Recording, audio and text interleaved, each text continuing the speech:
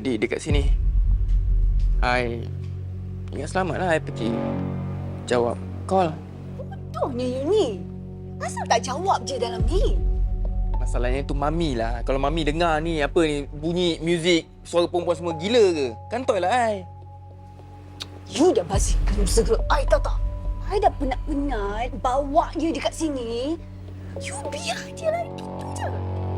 Bodohnya. Kau.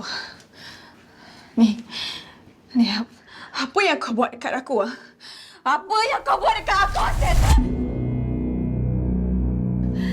You dah rasa kan sekarang macam mana maruah you kena pijak-pijak? Padahal muka you. Been there, done that. Aku akan report polis. Korang semua akan merekod dalam penjara lah. Okey? Kalau berani, buatlah.